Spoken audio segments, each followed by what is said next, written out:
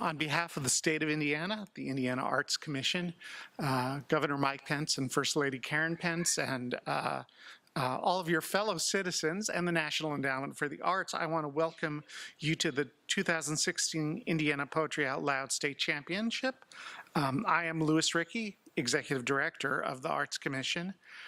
We're a state agency that works to ensure that the arts are accessible to every citizen of the state through grants making, advocacy, capacity building, and programming. And today's musicians are students from Carmel High School, members of the Pandora Quartet, Aaron Shee, Nahil Khatri, Elliot Choi, and Tiffany Z. Please help me extend our warmest welcome and thanks to them for sharing their talents with us today.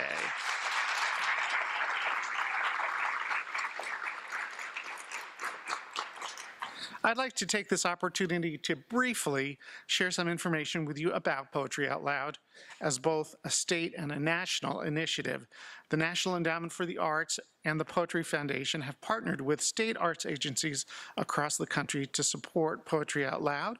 If you don't know, the National Endowment for the Arts is our federal agency for the arts here in America. This exciting program helps students master public speaking skills, build self-confidence, and learn about our literary heritage. In contrast to a theatrical performance, poetry recitation is closer to the art of oral interpretation. Students do their best to represent the poem's voice rather than a character during the course of the recitation. Poetry Out Loud uses a pyramid structure that begins at the classroom level. Today's participants have advanced to a school competition and then to our state finals today, where one student will be named state champion and move on to represent Indiana at the national finals in Washington, D.C. the first week in May. In addition to the trip to Washington, the state level winner receives $200 and a $500 stipend for their school to purchase books. The second place runner-up receives $100 and $200 for their school library. A total of $50,000 in scholarships and school stipends will be awarded to the winners of the national finals this year. In celebration of the National Endowment for the Arts' 50th anniversary, a new Poetry Ourselves component will be added to the national finals, featuring original poems written by Poetry Out Loud state finalists. State champions will be offered the option to submit an original poem for judging. Here in Indiana, we are offering a similar opportunity with our new Poetry from Within competition. School champions were invited to submit a work, but if they chose not to do so, participating Poetry Out Loud schools could submit an original poem from another student. Entries have been judged by a separate panel, and the winning poems will be announced and read today. I'd like to take a moment to introduce and welcome our expert panel of judges. Our panel is comprised of distinguished published Indiana poets. Today's judges bring a fresh perspective to our event, in that none of them are previous Poetry Out Loud judges. Please learn more about them in their brief biographies found in your program. We ask that each of them stand and turn to the audience as they are introduced. Matthew Brennan is a professor of English at Indiana State University in Terre Haute. Matthew. Jerry Holt. Jerry Holt chairs the Department of English and Modern Languages at Purdue's North Central Campus in Westville. Marcus Hudson is a professor of English emeritus at Wabash College in Crawfordsville. Rachel Kartz teaches writing at Ivy Tech Community College here in Indianapolis. Bonnie Maurer is a poet from Indianapolis, where she works for the Indianapolis Business Journal. Bridget Eckert is a graphic designer for the Office of Indiana's Lieutenant Governor, and she is a former intern for the Arts Commission. She will be our accuracy judge today. This year we have two additional judges from our Poetry from Within competition. They are Adrian Matika, is the Lilly Professor and Poet in Residence at IU in Bloomington, and then Shari Wagner recently began her 2-year term as Indiana's new poet laureate, and she is also assisting with our Poetry Out Loud event today. Sherry is here. There she is. Leading our competition today as our distinguished master of ceremonies is Dennis Harden, who returns following his retirement from our staff at the Arts Commission. Over the past few years, as our MC, Dennis has become one of the distinctive voices of Indiana Poetry Out Loud. He's played leading Shakespearean roles and has produced and hosted 2 radio series that aired on WICR-FM in Indianapolis, including Symphonic Choir Presents, which ran for over 200 episodes in the mid-1990s. He also has been a performing member of the Indianapolis Symphonic Choir since 1976. As an oral interpreter, Dennis has presented programs of the works of James Whitcomb Riley and the diary of Indianapolis pioneer Calvin Fletcher. Join me in welcoming him to the podium today. Dennis.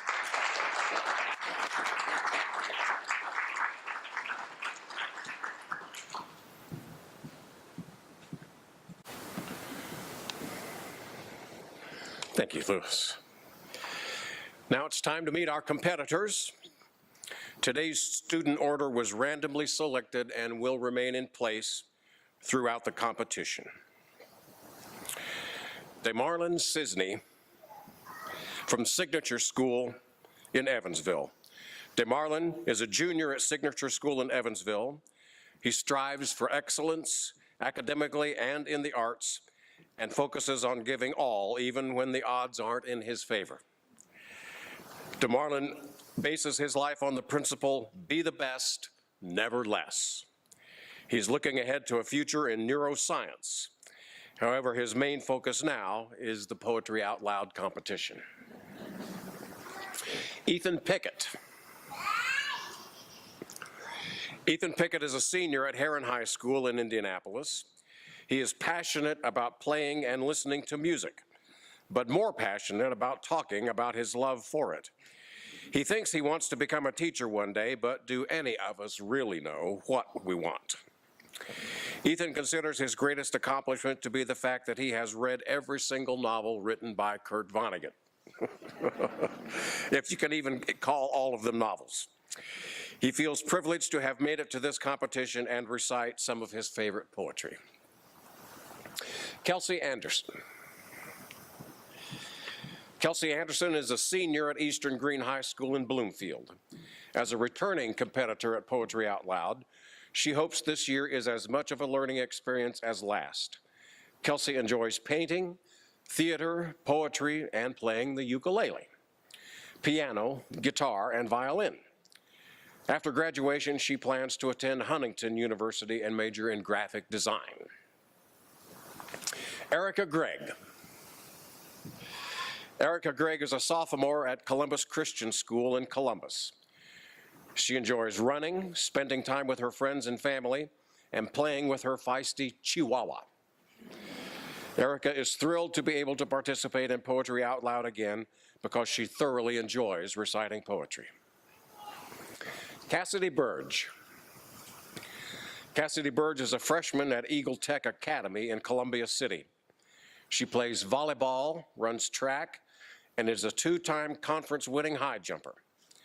Cassidy is very involved with her church and her community. She feels very blessed to have the opportunity to perform in this year's Poetry Out Loud competition and looks forward to digging deeper into poetry. Brandon Olinger. Brandon Olinger is a junior at Forest Park High School in Ferdinand. His hobbies include playing tennis, reading novels, watching sports, playing piano and guitar, and despite his stage fright, he loves performing on stage. Brandon hopes to have a fun time at this year's Poetry Out Loud state competition. Jordan Newsier. Jordan Newsier is a senior at Homestead High School in Fort Wayne. She is active in the literary community, acting as poetry editor for the online literary magazine, The Scheherazade Review. This is Jordan's first year at the state level competition, and she is incredibly excited to be competing today. Nivanya Moore. Nivanya Moore is in the ninth grade at Warsaw Community High School in Warsaw. She enjoys both math and science and spends far too much time reading. Nivanya enjoys both the visual and performing arts, as well as wondering what her life would be like if her name wasn't so darn confusing. She thanks her parents for their support and is thankful to be here with so many talented people. Cheyenne McDaniel Carpenter. Cheyenne McDaniel Carpenter is a junior at Carroll High School in Fort Wayne. She enjoys reading and writing and plans to one day write a book. This is her second year participating in Poetry Out Loud, and she hopes to return again next year. Anthony Crenshaw. Anthony Crenshaw is a sophomore at Pike High School in Indianapolis. He loves singing, acting, and performing, and has been in many musicals and plays. Anthony enjoys writing poems and is very excited about the competition today. Shelby Newland. Shelby Newland is a junior at Bloomington High School South in Bloomington. She enjoys long walks on the beach, excessive amounts of ketchup, and snow days. Shelby plays lacrosse and would like to thank her family for no longer calling her original poetry angsty. Audrey Burson. Audrey Burson is a junior at South Adams High School in Bern. She enjoys swimming for her school's swim team. Grace Milligan.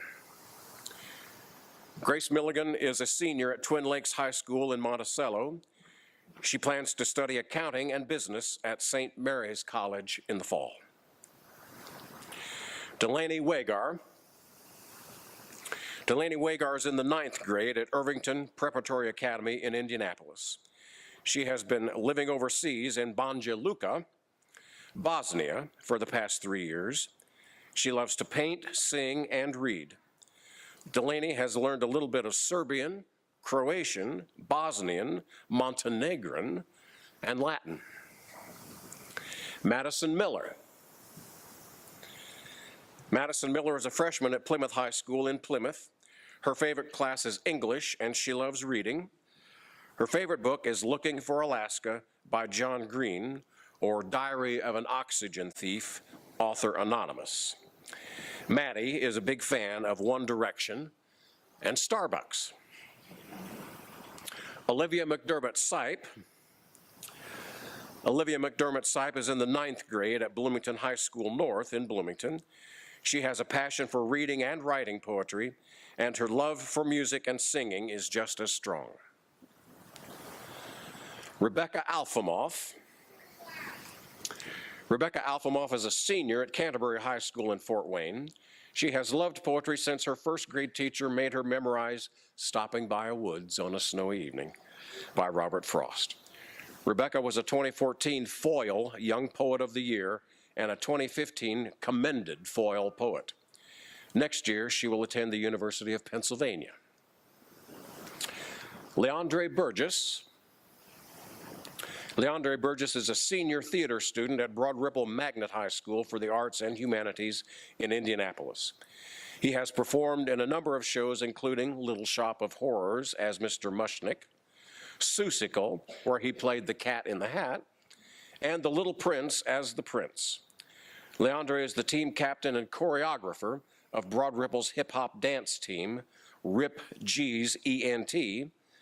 He also serves as vice president of the class of 2016 and is an active member of the senior cabinet. After graduation, Leandre will be attending Columbia College Chicago to major in theater.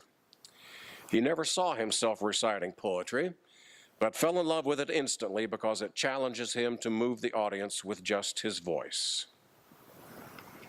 Ming Washington. Ming Washington is a junior at La Lumiere School in LaPorte. She says she thoroughly enjoys school. She says she thoroughly enjoys school and belongs to many clubs and committees, including Blue Key as a school representative. Ming plays golf, tennis, and manages girls basketball. She studies French and teaches it at a local elementary school.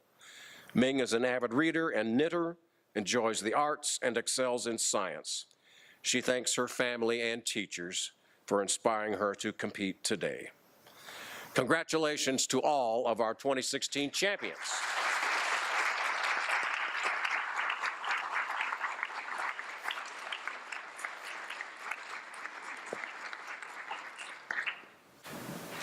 As the students get settled to begin their recitations, I will review the competition structure and go over a few housekeeping items. There will be 3 separate rounds of recitations.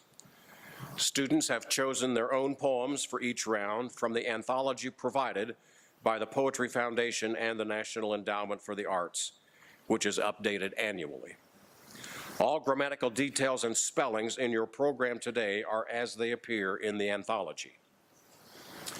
Each student will recite a poem in the first 2 rounds, with each scored and judged separately in the areas of physical presence, voice and articulation, dramatic appropriateness, evidence of understanding, accuracy, and overall performance. After the first 2 rounds, the 8 students with the combined highest scores will move on to the 3rd round. The student who earns the highest cumulative score after the 3rd round will win the title of state champion. Before we begin, just a few reminders. Please, no flash photography. All recitations today are being photographed and videotaped.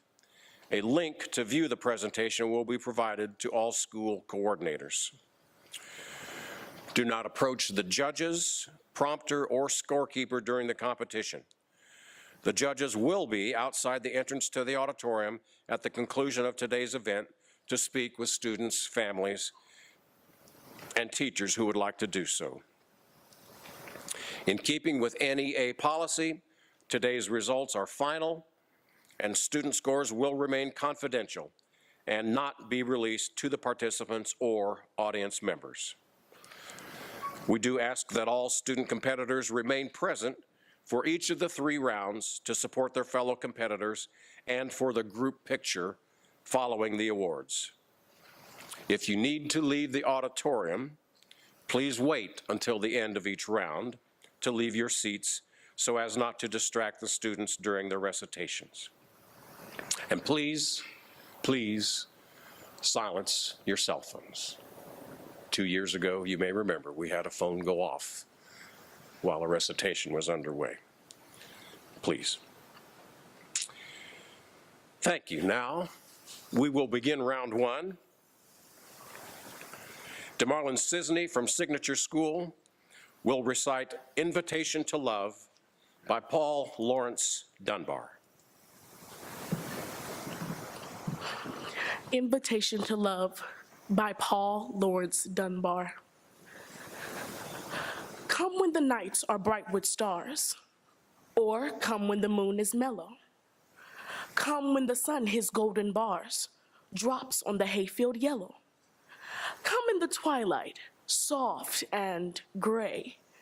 Come in the night or come in the day. Come, O love, whene'er you may, and you are welcome. Welcome. You are sweet, O love, dear love. You are soft as the nesting dove. Come to my heart and bring it to rest as the bird flies home to its welcome nest. Come when my heart is full of grief, or when my heart is merry. Come with the falling of a leaf, or with the reddening cherry. Come when the year's first blossom blows. Come when the summer gleams and glows. Come with the winter's drifting snows, and you are welcome, welcome.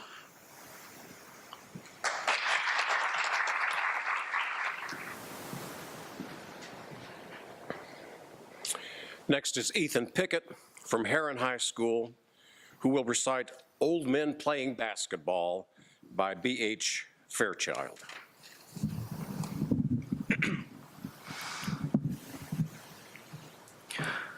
Old Men Playing Basketball by B.H. Fairchild.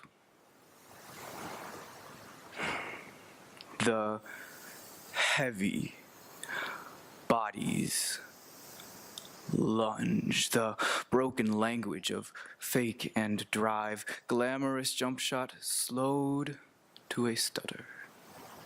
Their gestures, in love again with the pure geometry of curves, rise toward the ball, falter, and fall away. On the boards, their hands and fingertips tremble in tense little prayers of reach and balance. Then, the grind of bone and socket, the caught breath, the sigh, the grunts of the body laboring to give birth to itself. In their toiling and grand sweeps, I wonder, do they still make love to their wives, kissing the undersides of their wrists, dancing the old soft shoe of desire? And on the long walk home from the VFW, do they still sing to the drunken moon? Stands full, clock moving. The one in army fatigues and house shoes says to himself, pick and roll, and the phrase sounds musical as ever. Radio crooning songs of love after the game. The girl leaning back in the Chevy's front seat as her raven hair flames in the shuddering light of the outdoor movie. And now he drives, gliding toward the net.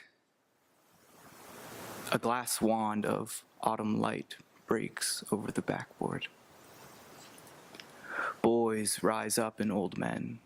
Wings begin to sprout at their backs. The ball turns in the darkening air.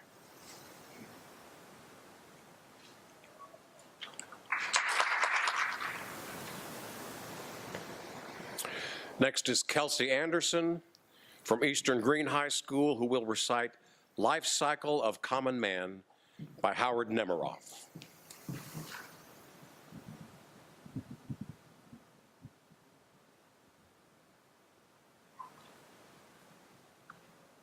Life Cycle of Common Man by Howard Nemiroff. Roughly figured, this man of moderate habits, this average consumer of the middle class, consumed in the course of his average lifespan just under 500,000 cigarettes, 4,000 fists of gin, and about a quarter as much vermouth. He drank maybe 100,000 cups of coffee, and counting his parents' share, it cost something like $500,000 to put him through life. How many beasts died to provide him with meat, belt, and shoes cannot be certainly said. But anyhow, it is in this way that a man travels through time, leaving behind him a lengthening trail of empty bottles and bones, of broken shoes, frayed collars, and worn out or outgrown diapers and dinner jackets, silk ties and slickers. Given the energy and security thus achieved, he did what? The usual things, of course, the eating, dreaming, drinking, and begetting. And he worked for the money, which was to pay for the eating, etc., which were necessary if he were to go on working for the money, etc. But chiefly, he talked. As the bottles and bones accumulated behind him, the words proceeded steadily from the front of his face as he advanced into the silence and made it verbal. Who can tally the tale of his words? A lifetime would barely suffice for their repetition. If you merely printed all his commas, the result would be a very large volume. And the number of times he said, "Thank you," or "Very little sugar, please," would stagger the imagination. There were also witticisms, platitudes, and statements beginning, "It seems to me," or, as I always say. Consider the courage in all that. And behold the man walking into deep silence with the ectoplastic cartoon's balloon of speech proceeding steadily out of the front of his face. The words borne along on the breath which is his spirit, telling the numberless tale of his untold word, which makes the world his apple and forces him to eat.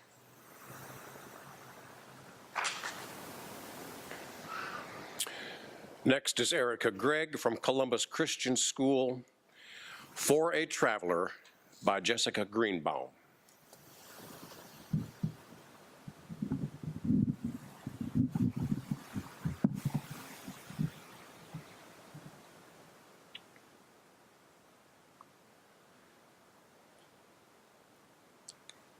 For a Traveler by Jessica Greenbaum.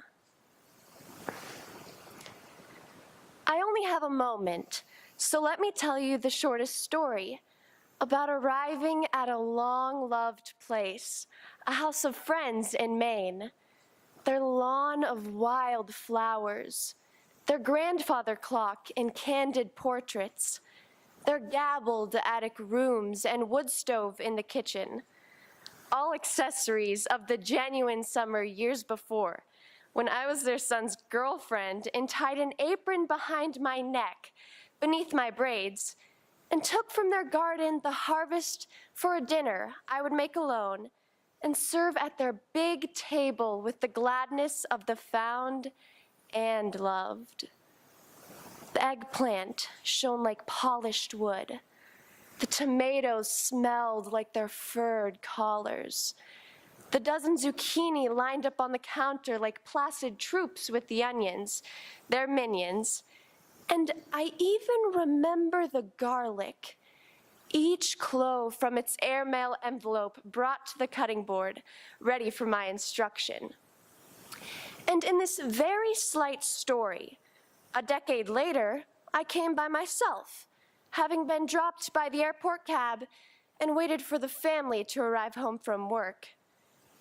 I walked into the lawn, waist high in the swaying purple lupines, the subject of June's afternoon light as I had never been addressed. A displaced young woman with cropped hair, having no place to which I wished to return, and no one to gather me in his arms. That day, the lupines received me, and I was in love with them, because they were all I had left. And in that same manner, I have loved much of the world since then. And who is to say there is more of a reason or more to love? Next is Cassidy Burge from Eagle Tech Academy, Columbia City High School, who will recite the new Decalogue by Ambrose Bierce.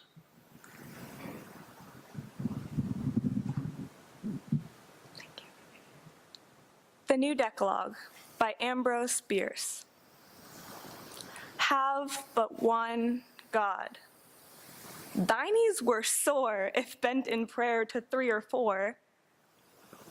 Adore no images, save those the coinage of thy country shows. Take not the name in vain. Direct thy swearing unto some effect. Thy hand from Sunday work be held.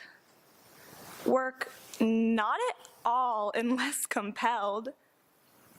Honor thy parents, and perchance their wills thy fortunes may advance. Kill not. Death liberates thy foe from persecution's constant woe. Kiss not thy neighbor's wife. Of course, there's no objection to divorce. To steal were folly, for 'tis plain, in cheating there is greater gain. Bear not false witness. Shake your head and say that you have heard it said. Who stays to covet ne'er will catch an opportunity to snatch.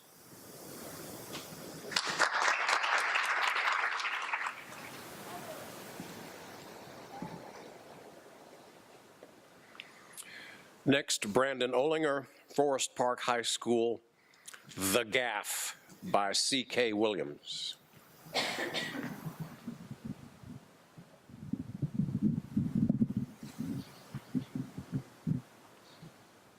The Gaff by C.K. Williams.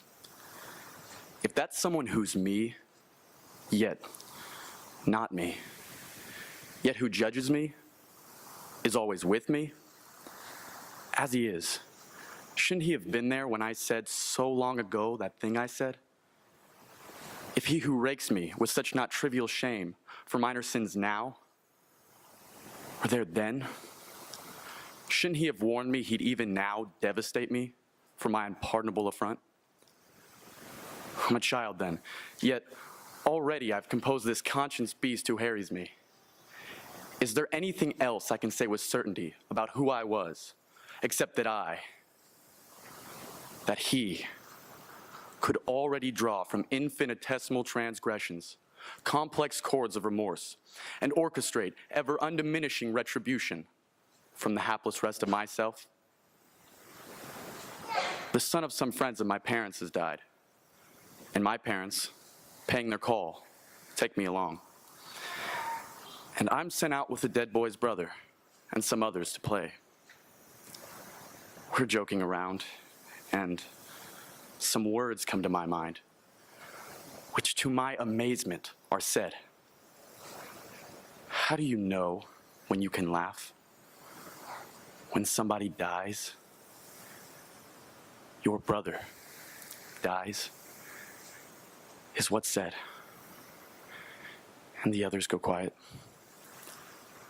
The backyard goes quiet. Everyone stares. And I want to know now why that's someone in me who's me, yet not me. Let me say it. Shouldn't he have told me the contrition cycle would from then be ever upon me? It didn't matter that I'd really only wanted to know how grief ends and when. I could hear the boy's mother sobbing inside, then stopping. Sobbing, then stopping. Was the end of her grief already there? Had someone in her told her it would end? Was someone in her kinder to her, not tearing at her, as mine did, still does? Me, for guessing grief someday ends? Is that why her sobbing stops sometimes? She didn't laugh, though, or I never heard her. How do you know when you can laugh? Why couldn't someone have been there in me, not just to accuse me, but to explain? The kids were playing again. I was playing. I didn't hear anything more from inside. The way now, sometimes what's in me is silent too. And sometimes, though never really, forgets. Next is Jordan Newsier, Homestead High School. Time Does Not Bring Relief. You All Have Lied, by Edna St. Vincent Millay.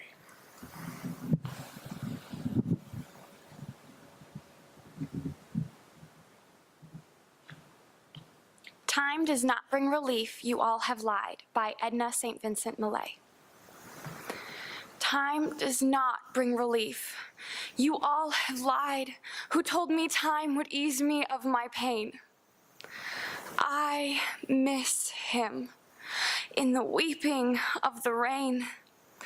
I want him at the shrinking of the tide. The old snows melt from every mountainside, and last year's leaves are smoke in every lane, but last year's bitter loving must remain heaped on my heart, and my old thoughts abide. There are 100 places where I fear to go, so with his memory they brim, and entering a quiet place of relief, where never fell his foot nor shone his face, I'll say, there is no memory of him here. And so stand stricken, so remembering him.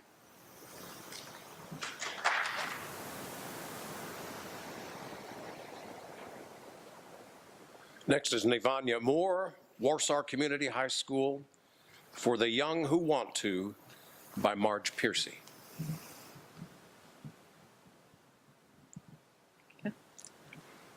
For the Young Who Want To, by Marge Piercy. Talent is what they say you have, after the novel is published and favorably reviewed. Beforehand, what you have is a tedious delusion, a hobby like knitting. Work is what you've done after the play is produced and the audience claps. Before that, friends keep asking when you're planning to go out and get a job. Genius is what they know you had after the 3rd volume of remarkable poems. Earlier, they accuse you of withdrawing. Ask why you don't have a baby. Call you a bum. The reason people want MFAs, take workshops with fancy names when all you can really learn is a few techniques, typing instructions, and somebody else's mannerisms, is that every artist lacks a license to hang on the wall. Like your optician, your vet, proving you may be a clumsy sadist whose fillings fall into the stew, but you're certified a dentist. The real writer is one who really writes. Talent is an invention like phlogiston after the fact of fire. Work is its own cure. You have to like it better than being loved.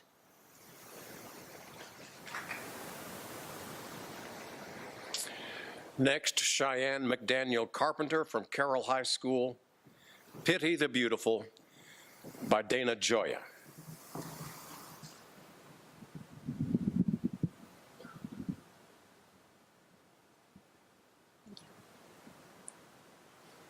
Pity the Beautiful by Dana Joya. Pity the beautiful, the dolls and the dishes, the babes with big daddies granting their wishes. Pity the pretty boys, the hunks and Apollos, the golden lads whom success always follows, the hotties, the knockouts, the 10s out of 10, the drop-dead gorgeous, the great leading men. Pity the faded, the bloated, the blousy, the paunchy Adonis whose luck's gone lousy. Pity the gods, no longer divine. Pity the night, the stars lose their shine. Thank you.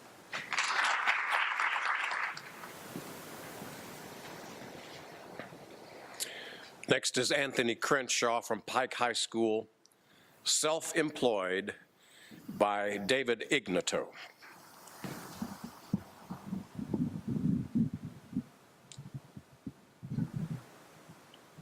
Self-employed, David Ignato.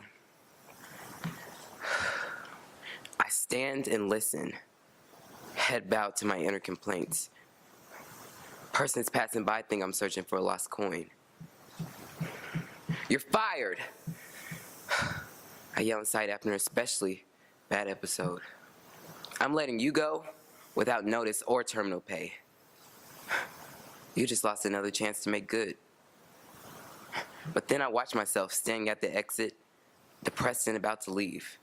And I wave myself back in wearily, for who else can I get to take my place, to do my job in the dark, airless conditions?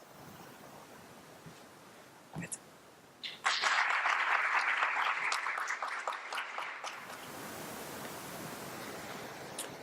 Next is Shelby Newland from Bloomington High School South, who will recite The Cities Inside Us by Alberto Rios.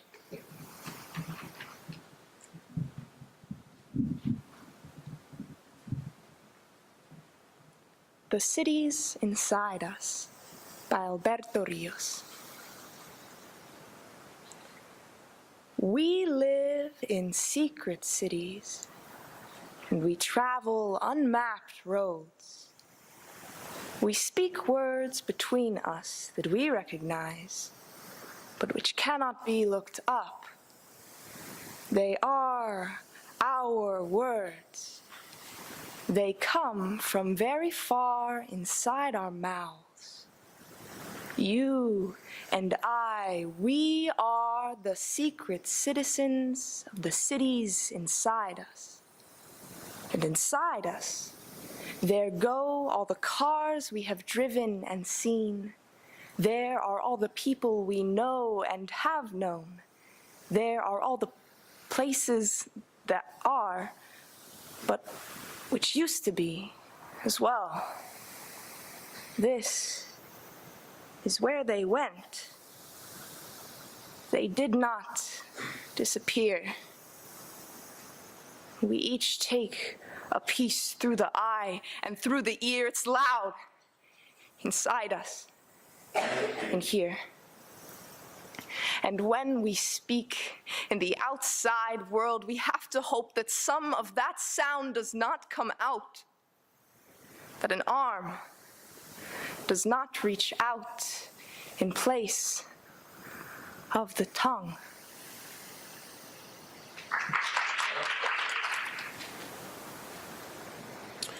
Next is Audrey Burson from South Adams High School, An Apology for Her Poetry by Margaret Cavendish.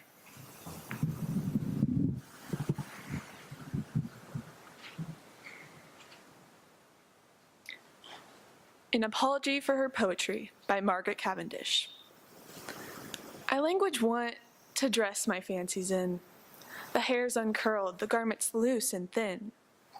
Had they but silver lace to make them gay, they'd be more courted than in poor array. Or, had they art, would make a better show, but they are plain, yet cleanly do they go.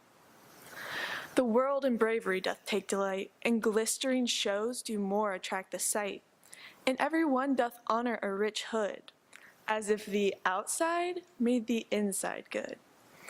And every one doth bow and give the place, not for the man's sake, but the silver lace. Let me entreat in my poor book's behalf, that all will not adore the golden calf. Consider, pray, gold hath no life therein. In life, in nature, is the richest thing. Be just, let fancy have the upper place, and then my verses may perchance find grace.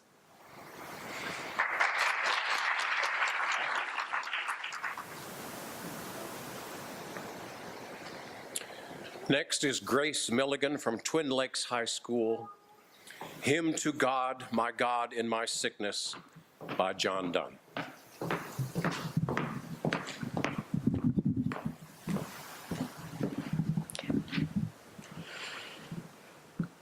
Hymn to God, My God in My Sickness by John Donne. Since I am coming to that holy room where, with thy choir of saints forevermore, I shall be made thy music. As I come, I tune the instrument here at the door, and what I must do then, think here before. Whilst my physicians by their love are grown cosmographers, and I their map, who lie flat on this bed, that by them may be shown that this is my southwest discovery. Per fritum febris, by these straits to die, I joy, that in these straits I see my west. For, though their currents yield return to none, what shall my west hurt me? As west and east in all flat maps, and I am one, are one, so death doth touch the resurrection. Is the Pacific Sea my home, or are the eastern riches? Is Jerusalem, Onion, and Magellan, and Gibraltar all straits, and none but straits are ways to them, whether where Japet dwells.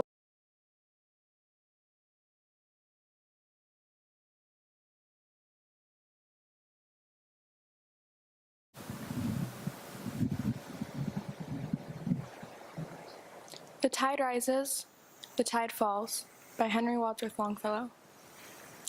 The tide rises, the tide falls, twilight darkens, the curlew calls.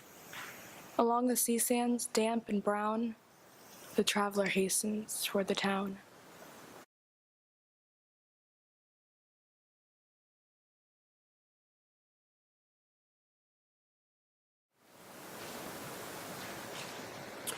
Next is Madison Miller from Plymouth High School, reciting Personal by Tony Hoagland.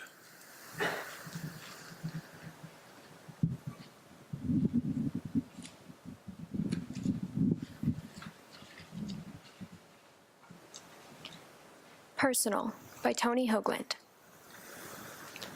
Don't take it personal, they said, but I did. I took it all quite personal. The breeze and the river and the color of the fields, the price of grapefruit and stamps, the wet hair of women in the rain. And I cursed what hurt me, and I praised what gave me joy.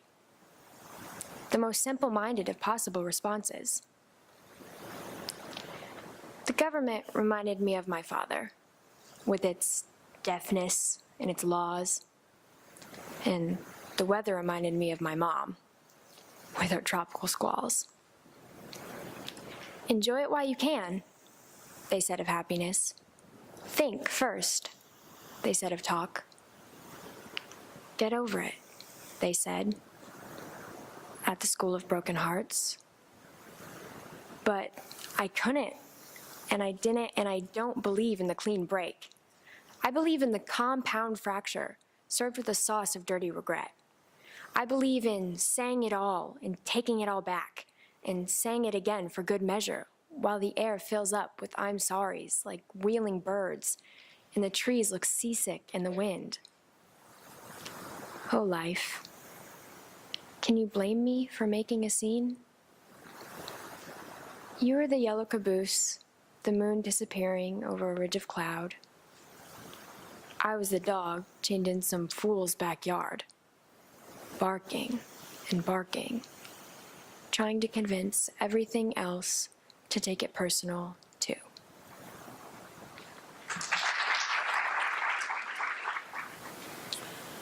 Next is Olivia McDermott Sipe from Bloomington High School North, who will recite Time Does Not Bring Relief, You All Have Lied by Edna St. Vincent Millay. Time Does Not Bring Relief, You All Have Lied, by Edna St. Vincent Millay. Time does not bring relief. You all have lied. Who told me time would ease me of my pain? I miss him in the weeping of the rain. I want him at the shrinking of the tide.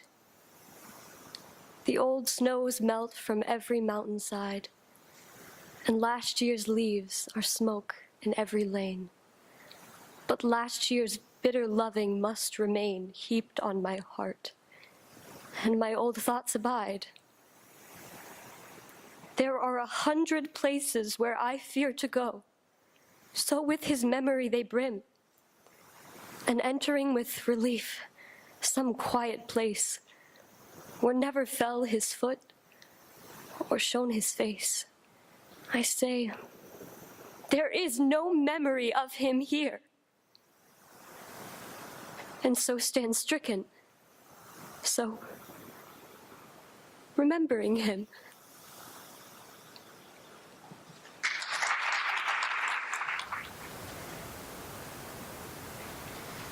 Next is Rebecca Alfamoff from Canterbury School. They Are Hostile Nations by Margaret Atwood.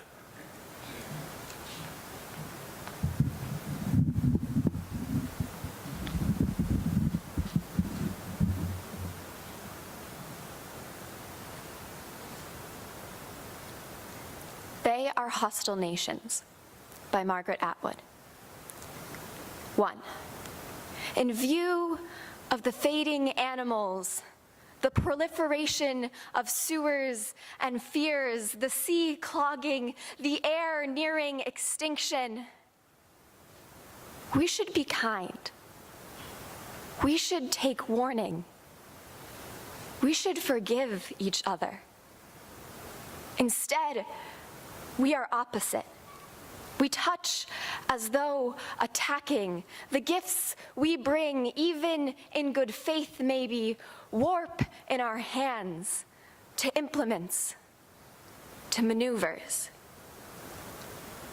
2. Put down the target of me you guard inside your binoculars. In turn, I will surrender this aerial photograph, your vulnerable sections marked in red that I have found so useful. See, we are alone in the dormant field, the snow that cannot be eaten or captured. 3. Here, there are no armies. Here, there is no money. It is cold and getting colder. We need each other's breathing, warmth. Surviving is the only war we can afford. Stay walking with me. There is almost time.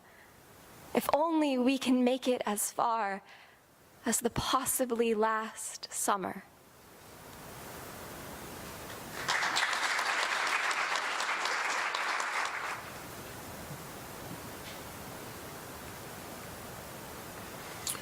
Next is Leandre Burgess from Broad Ripple High School, who will recite The Affliction of Richard by Robert Bridges.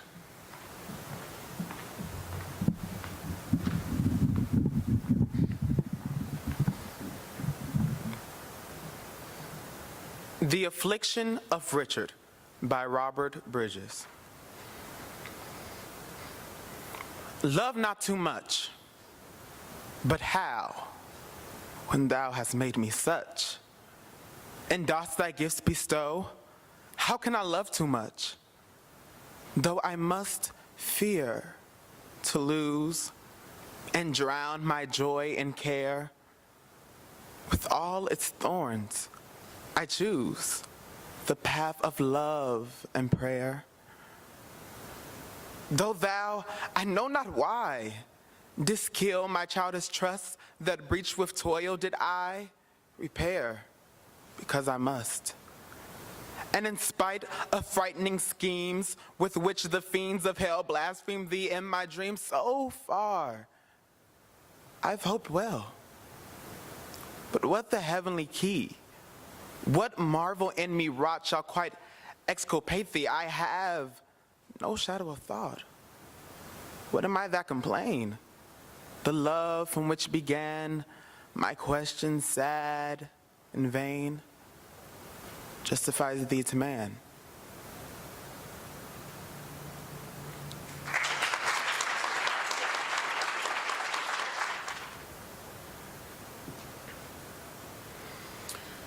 Next is Ming Washington from La Lumiere School, To the Notebook Kid by Eve L. Ewing.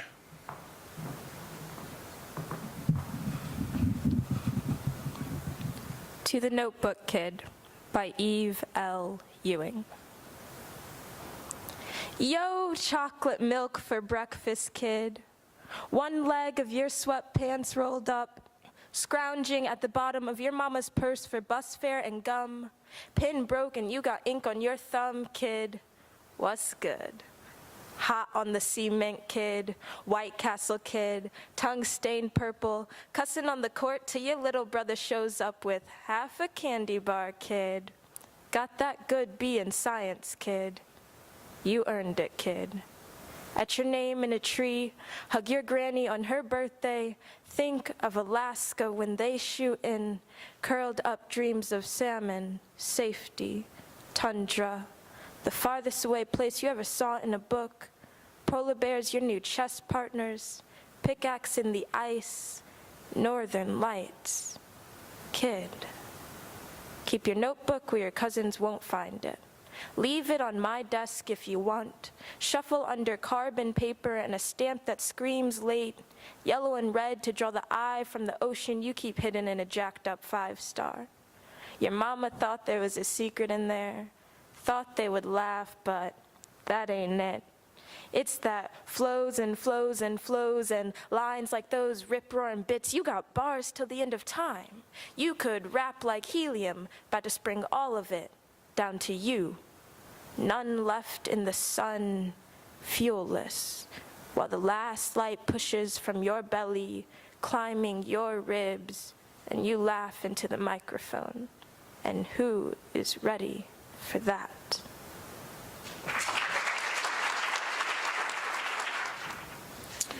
This concludes round one.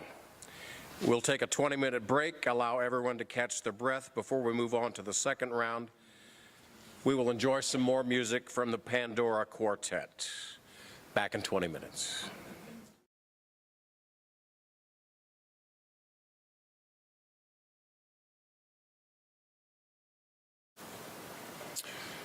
Now we are ready for round 2.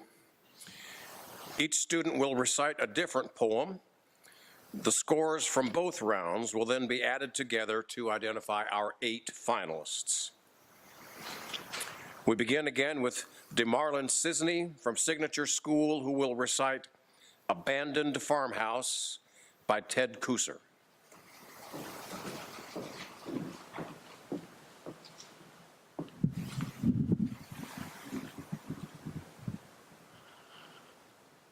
Abandoned Farmhouse by Ted Kuser.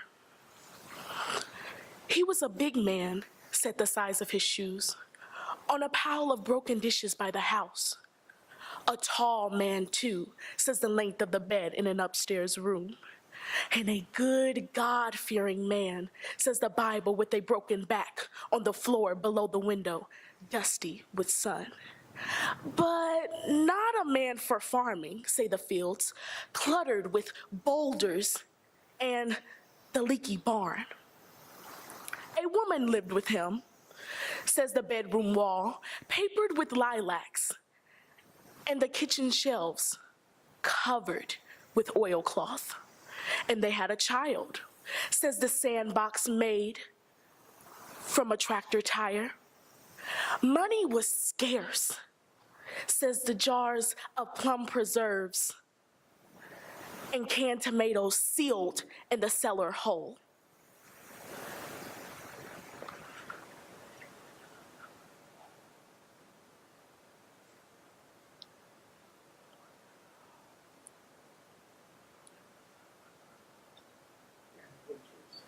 And the winter's cold, say the rags in the window frames. It was lonely here, says the narrow country road. Something went wrong, says the empty house and the weed-choked yard. Stones in the field say he was not a farmer. The steel-sealed jars in the cellar say she left in a nervous haste. And the child, its toys are strewn in the yard like branches after a storm. A rubber cow, a rusty tractor with a broken plow, a doll in overalls. Something went wrong, they say.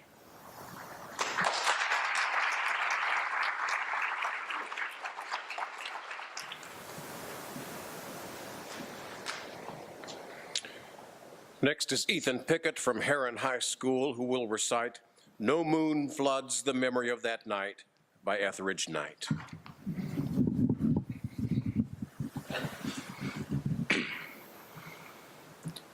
No moon floods the memory of that night by Etheridge Knight. No moon floods the memory of that night.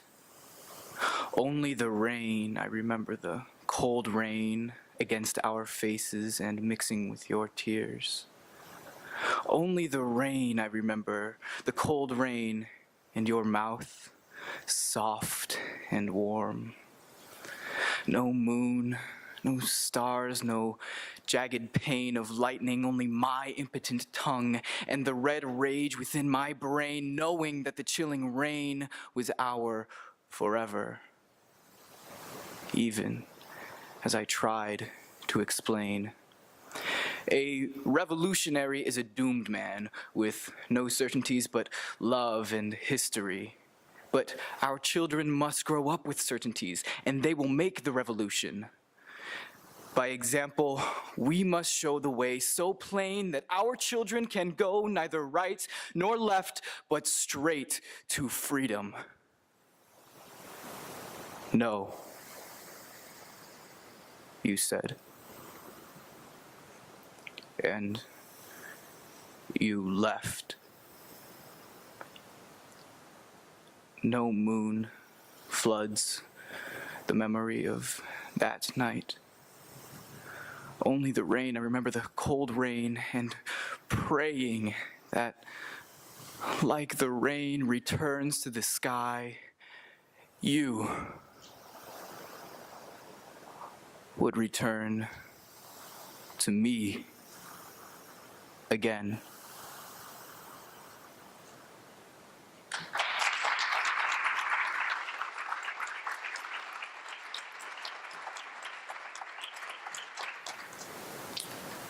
Kelsey Anderson from Eastern Green High School will recite Ode by Arthur O'Shaughnessy.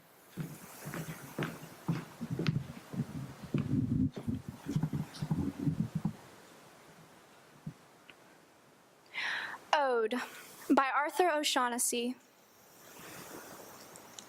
We are the music makers, and we are the dreamers of dreams, wandering by lone sea breakers and sitting by desolate streams, world losers and world forsakers on whom the pale moon gleams, yet we are the movers and shakers of the world forever, it seems. With wonderful deathless ditties, we build up the world's great cities, and out of a fabulous story, we fashion an empire's glory. One man with a dream at pleasure shall go forth and conquer a crown, and three, with a new song's measure, can trample an empire down. We, in the ages lying in the buried past of the earth, built Nineveh with our sighing, and Babel itself with our mirth, and o'erthrew them with prophesying to the old of the new world's worth. For each age is a dream that is dying, or one that is coming to birth.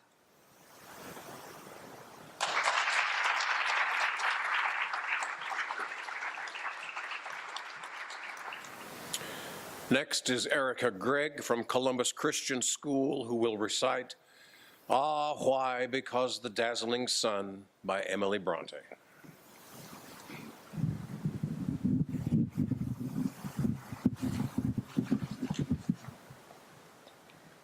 Ah, Why? Because the Dazzling Sun by Emily Bronte.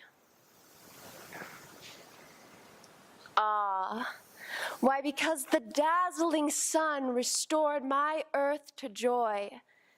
Have you departed, every one, and left a desert sky? All through the night, your glorious eyes were gazing down in mine, and with a full heart's thankful sighs, I blessed that watch divine. I was at peace, and drank your beams as they were life to me, and reveled in my changeful dreams like petrel on the sea.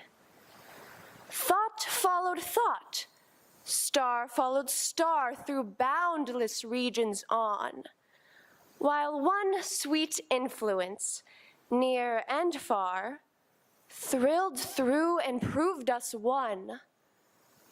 Why did the morning rise to break so great, so pure a spell, and scorch with fire the tranquil cheek where your cool radiance fell? Blood red he rose, and arrow straight, his fierce beams struck my brow. The soul of nature sprang elate, but mine sank sad and low. My lids closed down, yet through their veil I saw him blazing still, and bathe in gold the misty dale, and flash upon the hill.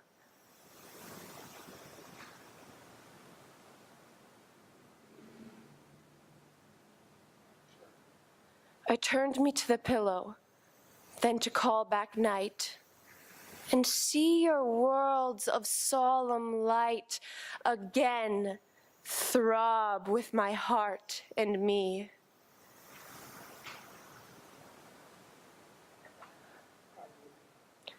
It would not do. The pillows glowed and glowed both roof and floor, and birds sang loudly in the wood, and fresh winds shook the door. The curtains waved. The wakened flies were murmuring round my room, imprisoned there, till I should rise and give them leave to roam. O stars and dreams and gentle night, O night and stars, return, and hide me from this hostile light that does not warm, but burn, that drains the blood of suffering men. Drink tears instead of dew.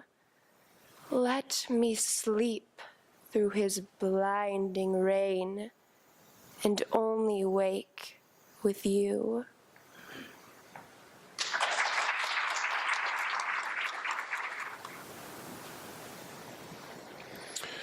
Next is Cassidy Burge from Eagle Tech Academy, Columbia City High School, who will recite For the Young Who Want to by Marge Piercy.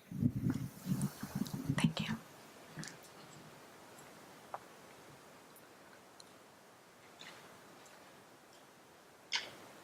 For the Young Who Want to by Marge Piercy.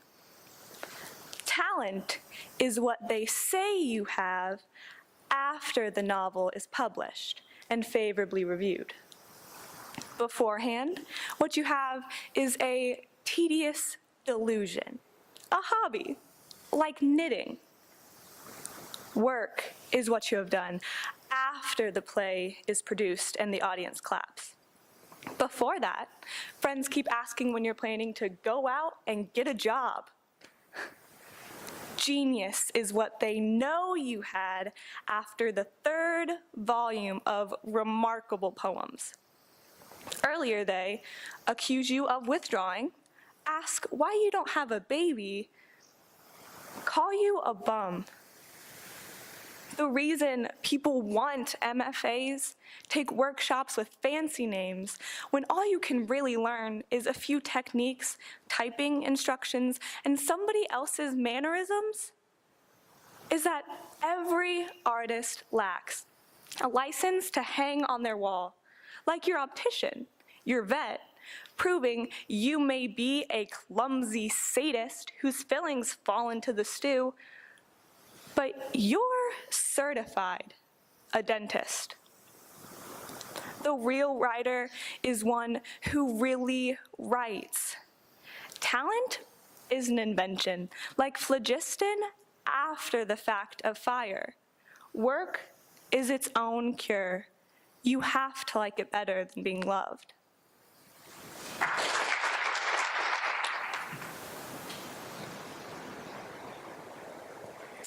Next is Brandon Olinger, Forest Park High School, who will recite Sonnet 18, Shall I Compare Thee to a Summer's Day by William Shakespeare.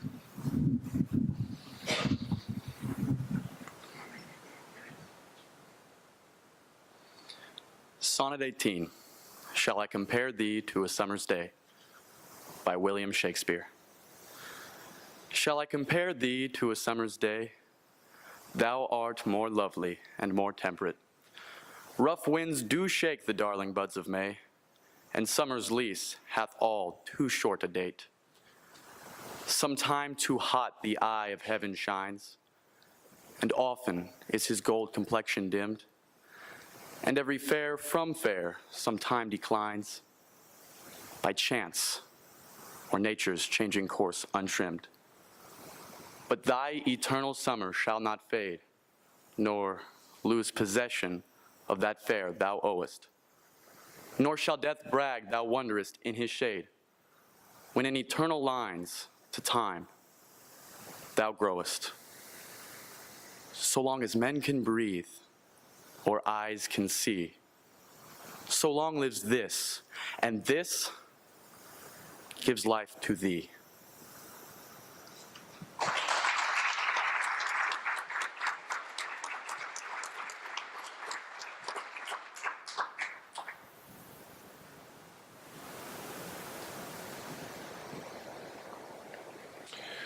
Next is Jordan Nusier, Homestead High School, who will recite Epitaph by Catherine Phillips.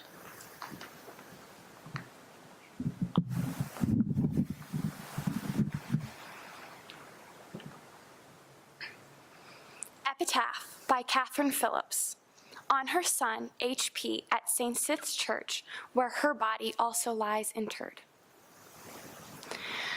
What on earth deserves our trust? Youth and beauty both are dust. Long we gathering are with pain, what one moment calls a gain. 7 years, childless marriage past. A son is born at last, so exactly limbed and fair, full of good spirits, mien and air, as a long life promised, yet in less than 6 weeks dead. Too promising, too great a mind in so small room to be confined. Therefore, as fit in heaven to dwell, he quickly broke the prison shell. So the subtle alchemist can't with Hermes' seal resist the powerful spirit's subtler flight, but 'twill bid him long good night. And so the sun, if it arise half so glorious as his eyes, like this infant takes a shroud, buried in a morning cloud.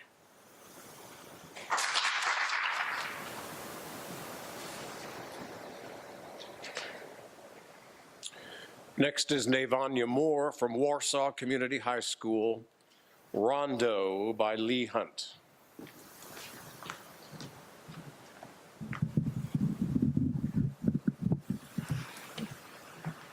Rondo by Lee Hunt.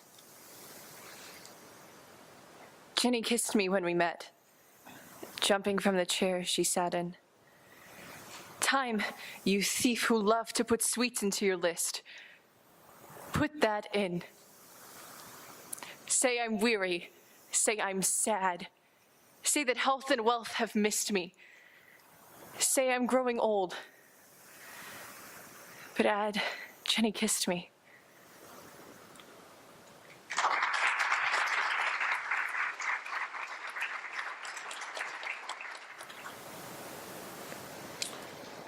Next is Cheyenne McDaniel Carpenter from Carroll High School, who will recite Envy by Mary Lamb.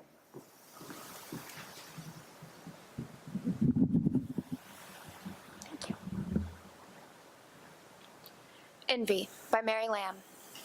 This rose tree was not made to bear the violet blue, nor lily fair, nor the sweet mignonette.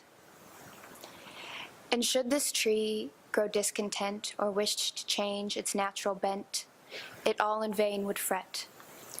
And should it fret, you would suppose it ne'er had smelled its own red rose, it ne'er had seen its own red rose, nor after gentle shower had ever smelled its own rose's scent.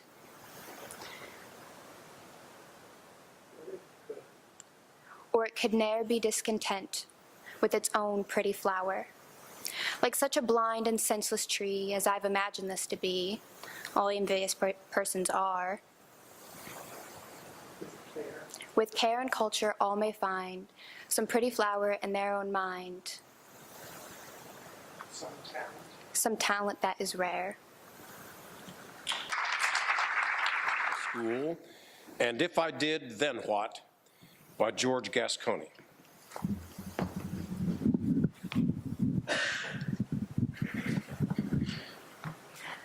And if I did, what then, George Gasconi? And if I did, what then? Are you aggrieved therefore? The sea hath fish for every man, and what would you have more? Thus did my mistress once, to amaze my mind with doubt, and pop the question for the nonce, to beat my brains about. Whereto I thus replied, each fisherman can wish that all the seas at every tide were his alone to fish. And so I did, in vain. But since it may not be, let such fish there as find the gain, and leave the loss for me.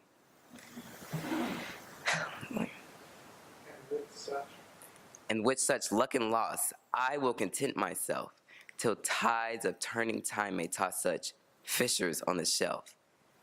And when they stick on sands that every man may see, then will I laugh and clap my hands as they do now at me.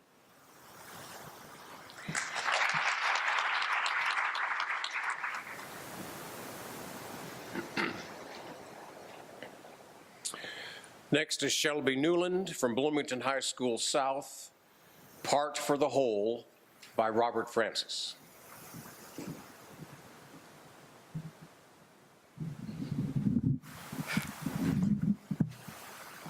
Part for the Whole by Robert Francis.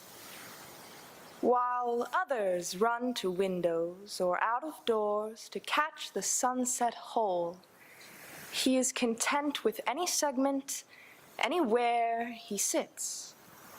From segment, fragment, he can reconstruct the whole, prefers to reconstruct the whole as if to say, I see more, seeing less. A window to the east will serve as well as window to the west, for eastern sky echoes the western sky, and even less. A patch of light, that picture glass happens to catch from window glass, fragment of fragment, flawed, distorted, dulled, nevertheless, gives something unglassed nature cannot give. The old obliquity of art, and proves part may be more than whole, least may be best.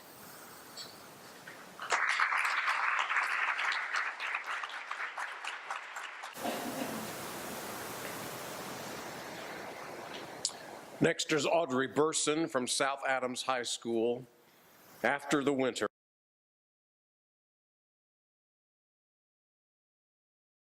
High School, La Belle Dame Sans Merci, a ballad by John Keats.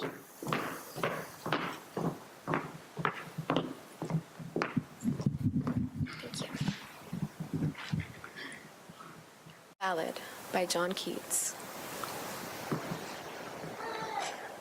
Oh, what can ail thee, knight at arms, alone and palely loitering? The sedge has withered from the lake, and no birds sing.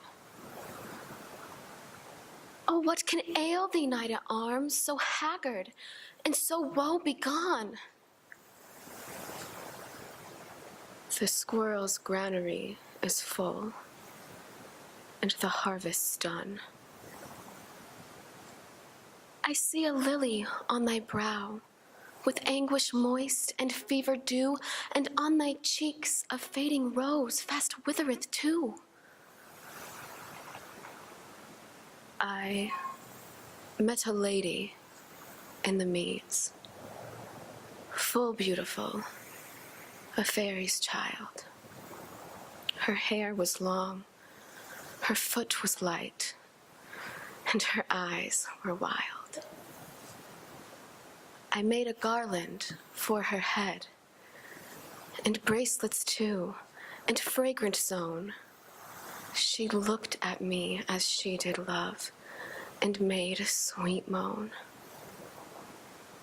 I set her on my pacing steed, and nothing else saw all day long, for sidelong she would bend and sing a fairy song. She found me roots of relish sweet, and honey wild and manna dew, and sure in language strange she said, I love thee true. She took me to her elfin grot, and there she wept and sighed full sore, and there I shut her wild, wild eyes with kisses for.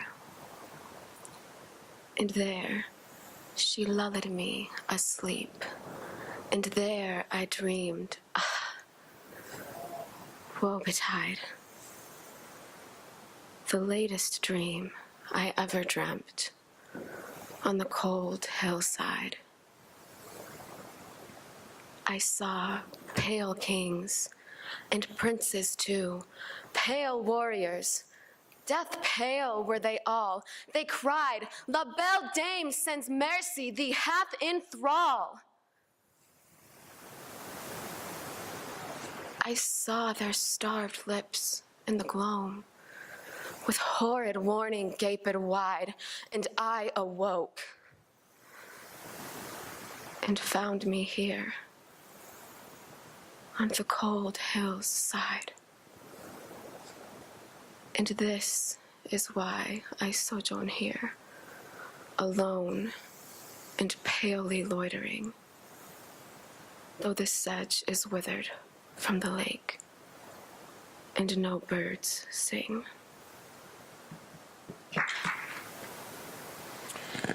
Next is Delaney Wagar from Irvington Preparatory Academy, The Ocean by Nathaniel Hawthorne.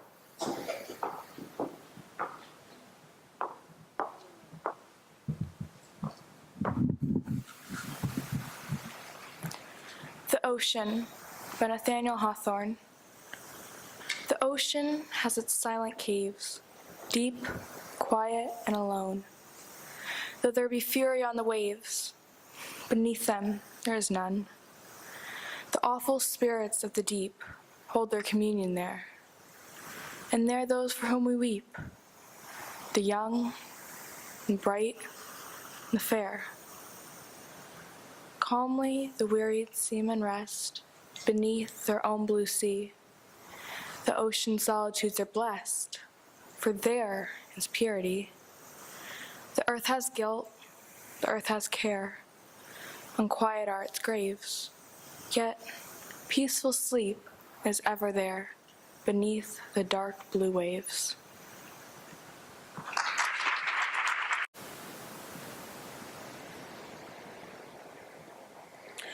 Next is Madison Miller from Plymouth High School, Invitation to Love by Paul Lawrence Dunbar.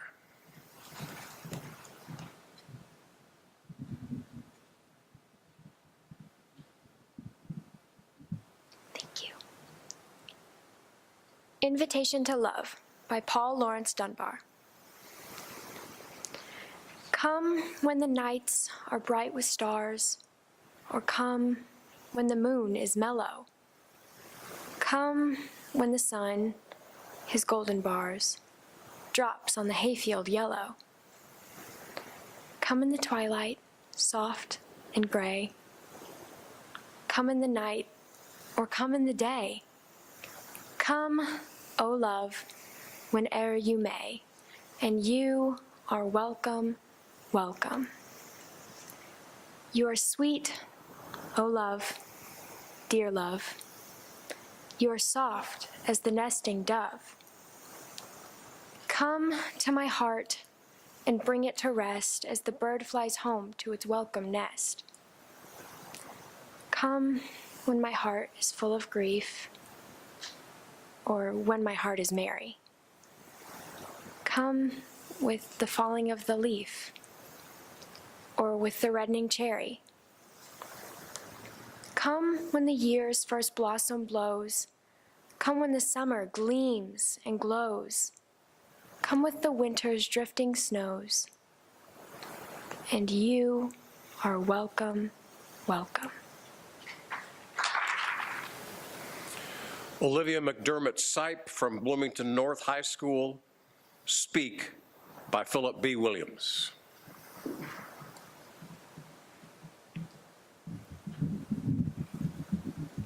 Thank you. Speak by Philip B. Williams.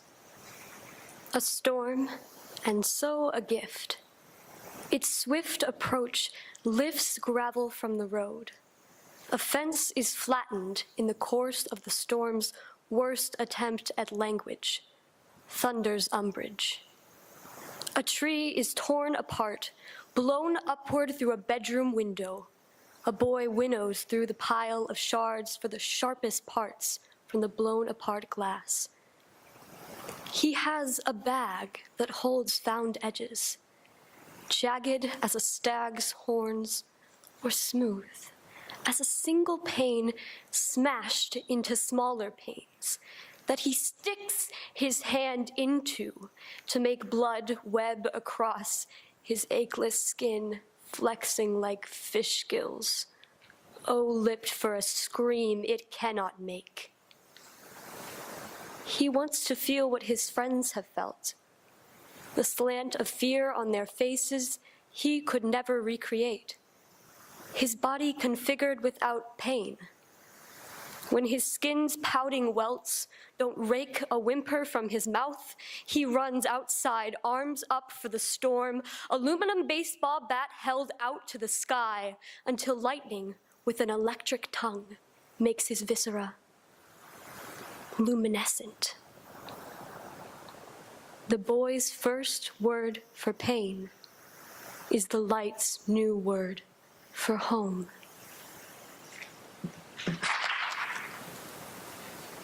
Next is Rebecca Alfamoff from Canterbury School, Planetarium by Adrienne Rich.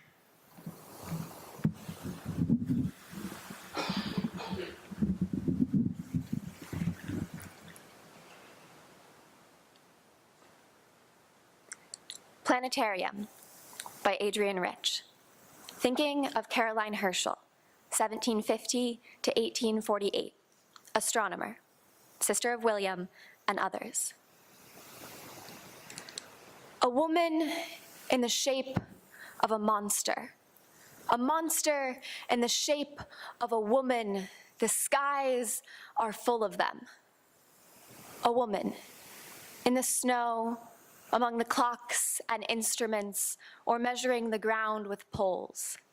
In her 98 years to discover 8 comets. She, whom the moon ruled like us, levitating into the night sky, riding the polished lenses. Galaxies of women, there doing penance for impetuousness, their ribs chilled in those spaces of the mind. And I, virile, precise, and absolutely certain, from the mad webs of Uranusburg, encountering the nova, every impulse of light exploding from the core as life flies out of us. Tycho whispering at last, "Let me not seem to have lived in vain." What we see, and seeing is changing. The light that shrivels a mountain and leaves the man alive. The heartbeat of the pulsar heart sweating through my body, the radio impulse echoing in from Taurus. I am bombarded, yet I stand. I have been standing all my life in the direct path of battery signals, the most accurately transmitted, most untranslatable language in the universe. I am a galactic cloud, so deep, so involuted, that a light wave could take 15 years to travel through me, and has taken. I am a woman in the shape of an instrument, trying to translate pulsations into images for the relief of the body and the reconstruction of the mind. Next is Leandre Burgess from Broad Ripple High School, Living Ancients by Matthew Shinoda.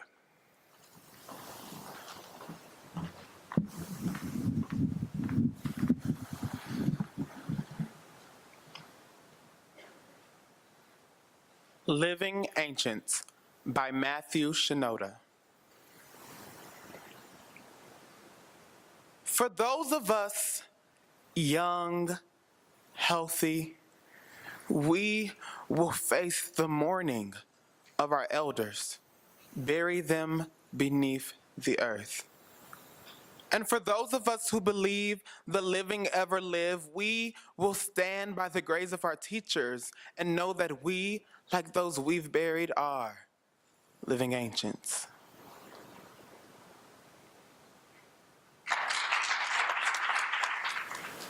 Concluding round two will be Ming Washington from La Lumiere School, Dancers Exercising by Amy Clampett.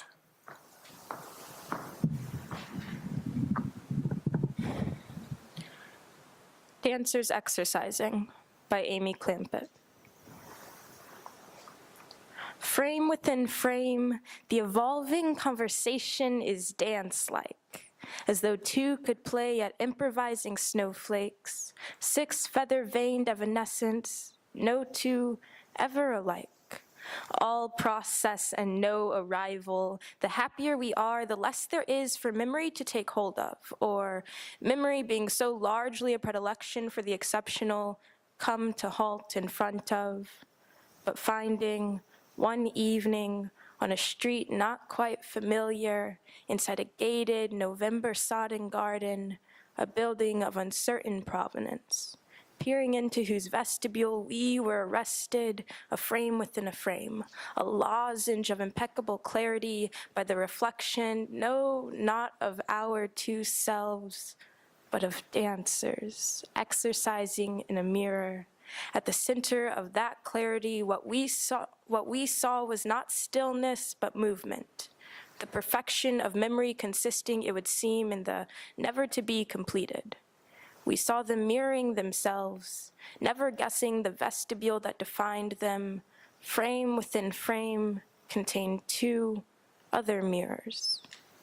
Thank you. Rounds are in, and our 8 finalists will be announced shortly.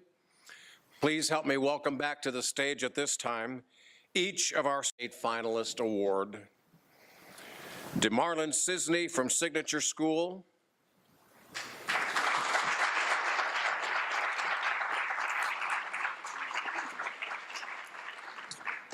From Heron High School, Ethan Pickett.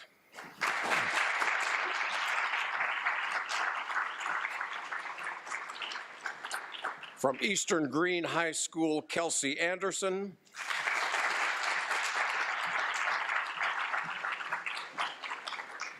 From Columbus Christian School, Erica Gregg.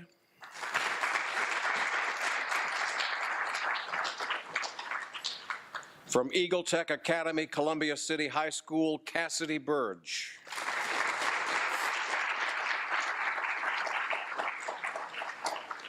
From Forest Park Junior Senior High School, Brandon Olinger. From Homestead High School, Jordan Newsier. From Warsaw Community High School, Navanya Moore.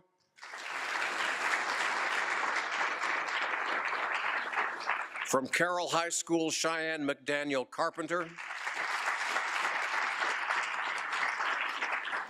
From Pike High School, Anthony Crenshaw.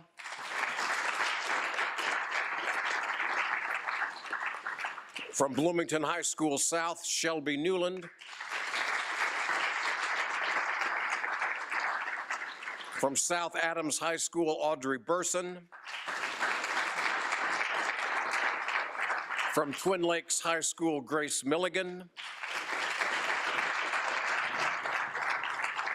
From Irvington Preparatory Academy, Delaney Vagar. From Plymouth High School, Madison Miller. From Bloomington High School North, Olivia McDermott Sipe.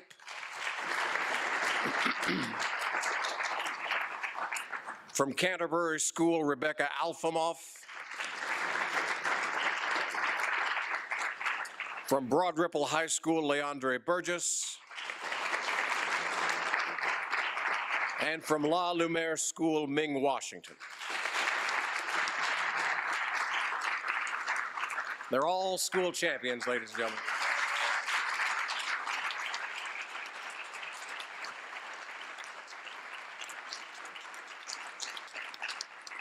Thank you. Now we will ask all of our contestants to return to their auditorium seats.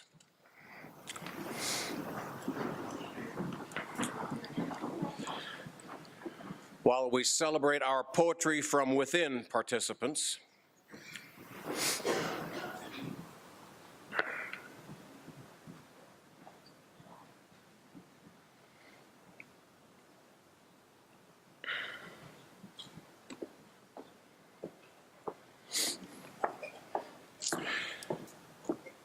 at this time, we would like to celebrate our participants in our new Poetry from Within competition. All students who submitted an original poem will receive a certificate of commendation.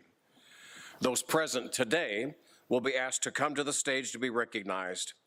Certificates for any students not in attendance will be mailed. We are also pleased to present each school with a copy of The Harmonist at Nightfall by Indiana's new poet laureate, Sherry Wagner. Sherry will make that presentation to each student. So, students, as your name is called, please come to the stage and remain until we have all been recognized. From Bloomington High School North, Olivia McDermott Sipe, who wrote Ashes Under the Floorboards.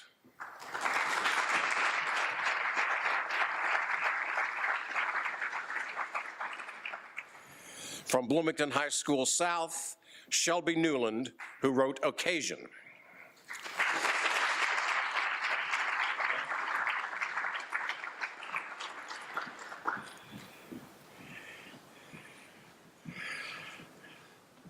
From Canterbury School, Rebecca Alfamoff, who wrote Ophelia Goes to the Country Club.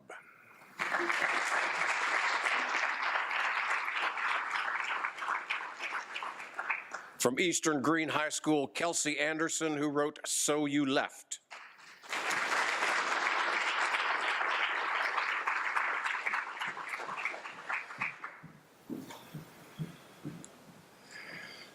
From Forest Park High School, Brandon Olinger, who wrote A Book Is.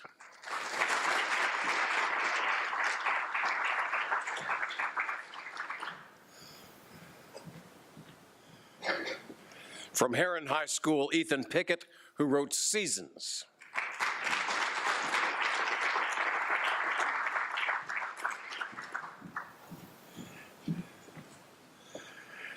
From Homestead High School, Jordan Newsier, who wrote Silently as Though Not Even There.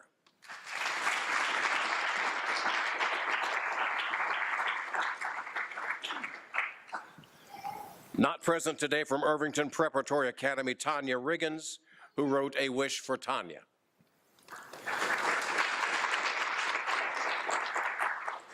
From La Lumiere School, Alexis Novak, who wrote An Innocent Warrior.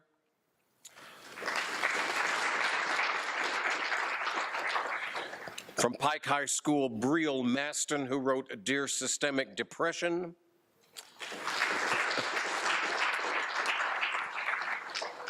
And from Plymouth High School, Elizabeth Slaley, who wrote Our Time.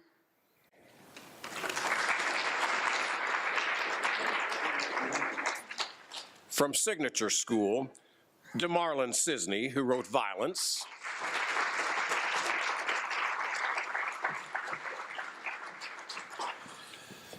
From South Adams High School, not present today, Michael Gallagher, who wrote The Expedition for the Rose. And from Twin Lakes High School, present today, Grace Milligan, who wrote On a Scale of 1 to 10.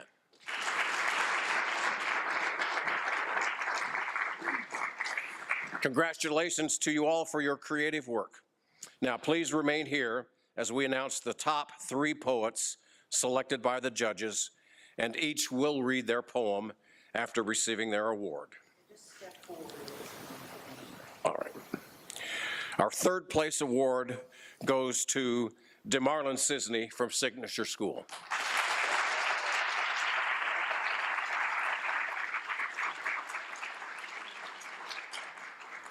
The second place award goes to Jordan Newsier from Homestead High School.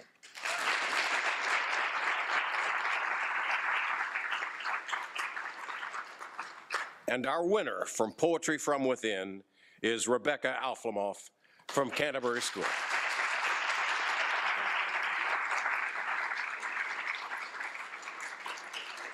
Special thanks to all who contributed a poem for Poetry from Within. We applaud you for your creativity and your contribution to our state competition. Thank you.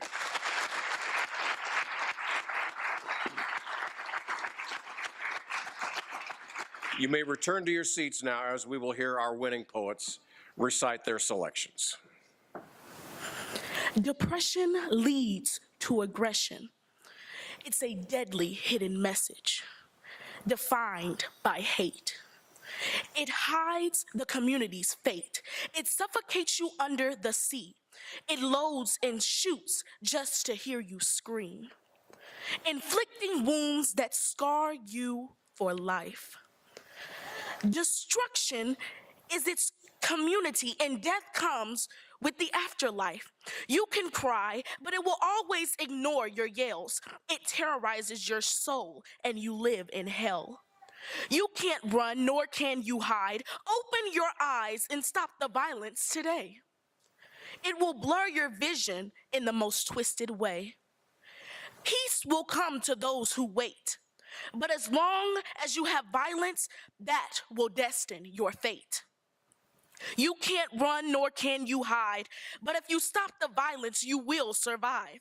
As God is my witness, we will see the light of day, and you won't end up as someone's prey.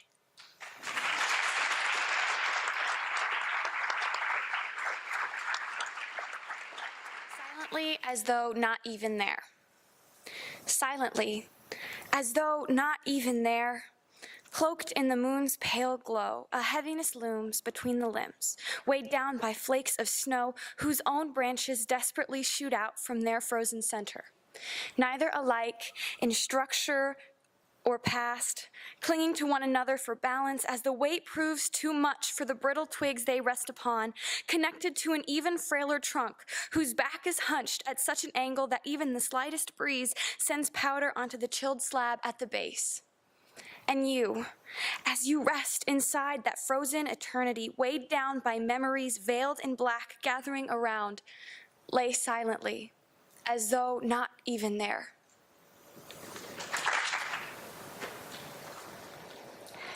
Ophelia goes to the country club. She pulls herself from the lake, sheds the long skirts like ankle shackles, rips out her hairpins, and brushes out tendrils with a pussy willow comb. Slim-hipped, long-legged, like a thing cold-blooded, she wastes away the summer on a chase lounge. After so long north, it is good to feel blood in her veins, pulsing under the quick eyes of pool boys and golf caddies. She thaws by part, and serpent peels herself a new skin as summer broils her shoulders. Enterprising fingernails clean away a film of aloe vera in dead cells.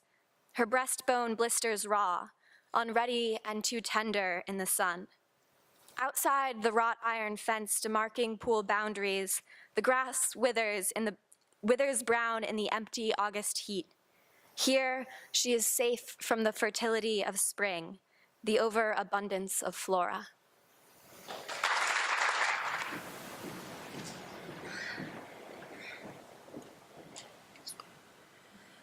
We're now ready to announce our 8 finalists for round 3. If your name is called, please stand. Remain at your seat until all the finalists have been announced.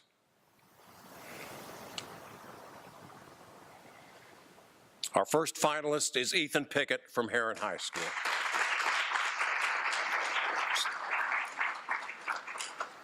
From Eastern Green High School, Kelsey Anderson.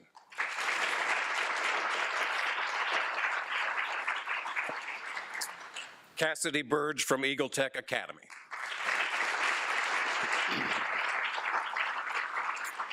Brandon Olinger from Forest Park High School.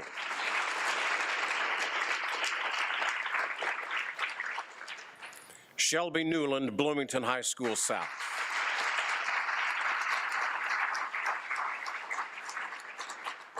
Grace Milligan, Twin Lakes High School.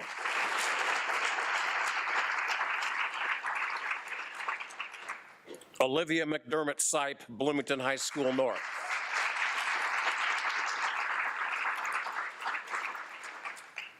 And lastly, Rebecca Alfamoff, Canterbury School.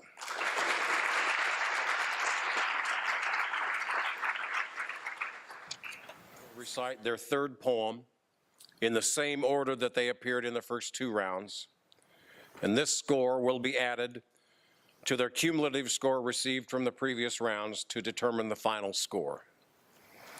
In the event of a tie, the overall performance score will use to determine a winner. If a tie still exists, we will move to the accuracy scores. In the rare event there still remains a tie, students will be asked to recite one more poem. Round 3. From Heron High School, Ethan Pickett will recite Sonnet 19, When I Consider How My Light Is Spent, by John Milton.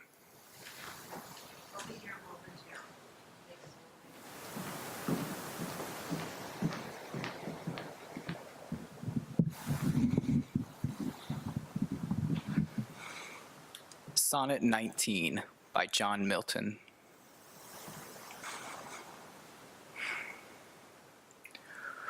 When I consider how my light is spent, ere half my days in this dark world and wide, and that one talent, which is death to hide, lodged with me,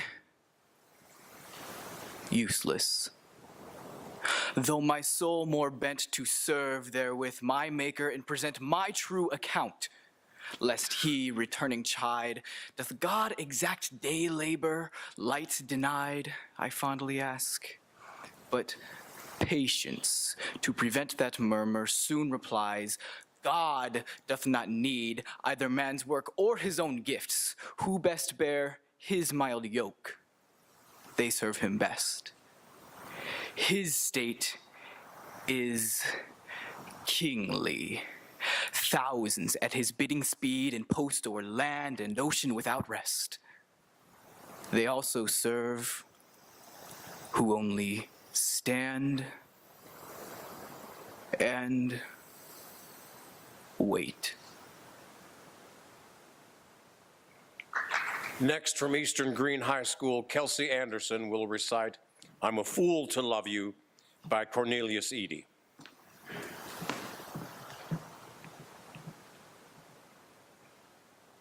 Thank you. I'm a Fool to Love You by Cornelius Eady. Some folks will tell you the blues is a woman, some type of supernatural creature. My mother would tell you, if she could, about her life with my father, a strange and sometimes cruel gentleman. She would tell you about the choices a young black woman faces, is falling in love with some man, a deal with the devil. In blue terms, the tongue we use when we don't want nuance to get in the way, when we need to talk straight. My mother chooses my father after choosing a man who was, as we sing it, of no account. This man made my father look good. That's how bad it was. He made my father seem like an island in the middle of a stormy sea. He made my father look like a rock. And is the blues the moment you realize you exist in a stacked deck?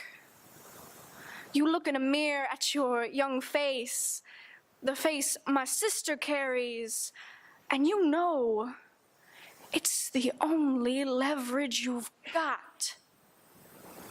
Does this create a hurt that whispers, how you going to do? Is the blues the moment you shrug your shoulders and agree a girl without money is nothing, dust, to be pushed around by any old breeze?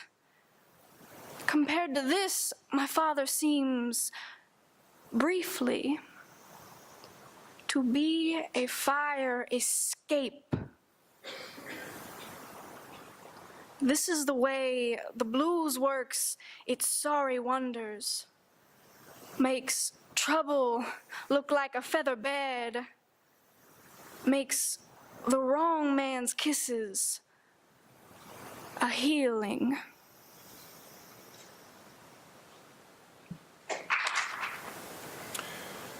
Next, from Eagle Tech Academy, Cassidy Burge will recite How I Discovered Poetry by Marilyn Nelson. Thank you.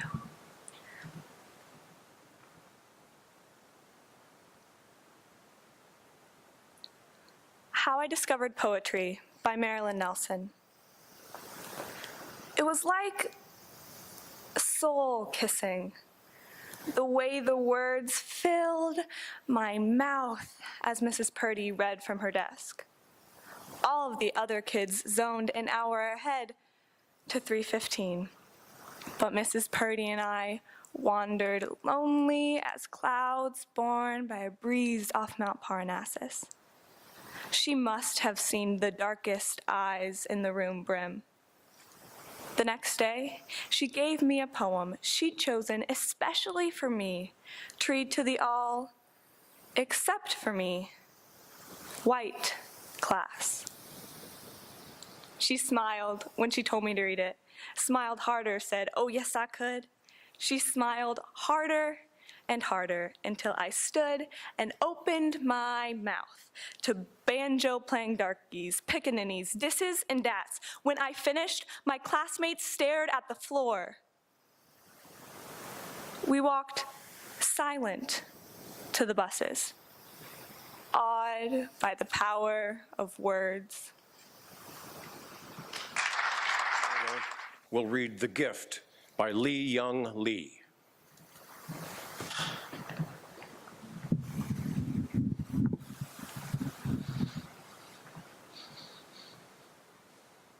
The Gift by Lee Young Lee. To pull the metal splinter from my palm, my father recited a story in a low voice. I watched his lovely face and not the blade. Before the story ended, he'd removed the iron sliver I thought I'd die from. I can't remember the tale, but hear his voice still, a well of dark water, a prayer. And I recall his hands, 2 measures of tenderness he laid against my face, the flames of discipline he raised above my head. Had you entered that afternoon, you would have thought you saw a man planting something in a boy's palm, a silver tear, a tiny flame. Had you followed that boy, you would have arrived here, where I bend over my wife's right hand. Look how I shave her thumbnail down so carefully. She feels no pain. Watch as I lift the splinter out. I was 7 when my father took my hand like this. And I did not hold that shard between my fingers and think, metal that will bury me. Christen it, little assassin, or going deep for my heart. And I did not lift up my wound and cry, death visited here. I did what a child does when he's given something to keep. I kissed my father.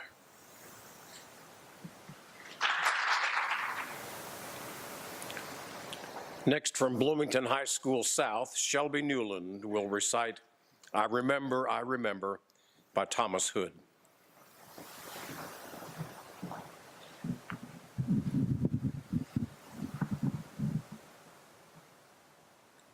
I Remember, by Thomas Hood. I remember the house where I was born, the little window where the sun came peeping in at morn. He never came a wink too soon, nor brought too long a day, but now I often wish the night had borne my breath away. I remember the roses red and white, the violets and the lily cups, those flowers made of light, the lilacs where the robin built and where my brother sat, the laburnum on his birthday, that tree. I remember where I was used to swing and thought the air must rush as fresh to swallows on the wing. My spirit flew in feathers then, that is so heavy now. And summer pools could hardly cool the fever in my brow. I remember the fir trees dark and high. I used to think their slender tops were close against the sky. It was childish ignorance, but now 'tis little joy to know I'm further off from heaven than when I was a boy.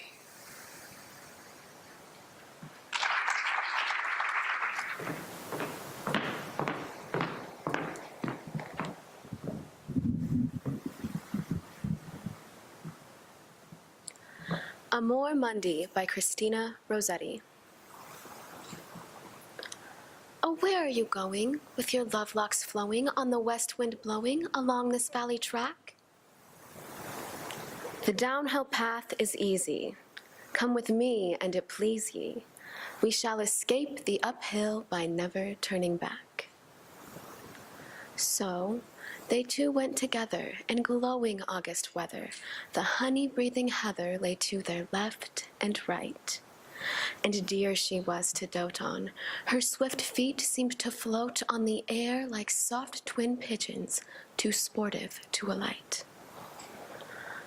Oh, what is that in heaven? Where gray cloud flakes are seven, where blackest clouds hang riven just at the rainy skirt? Oh, that's a meteor sent us, a message dumb, portentous, an undeciphered solemn signal of help or hurt. Oh, what is that glides quickly, where velvet flowers grow thickly, their scent comes rich and sickly? A scaled and hooded worm. Oh, what's that in the hollow, so pale I quake to follow? Oh, that's a thin dead body, which waits the eternal term. Turn again, O my sweetest. Turn again, false and fleetest. This beaten way thou beatest, I fear is hell's own track. Nay, too steep for hill mounting. Nay, too late for cost counting. This downhill path is easy, but there's no turning back. Next, from Bloomington High School North, Olivia McDermott-Sipe will recite All This and More by Mary Carr.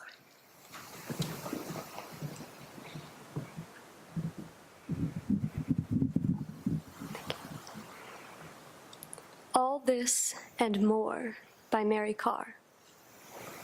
The Devil's Tour of Hell did not include a factory line where molten lead spilled into mouths held wide.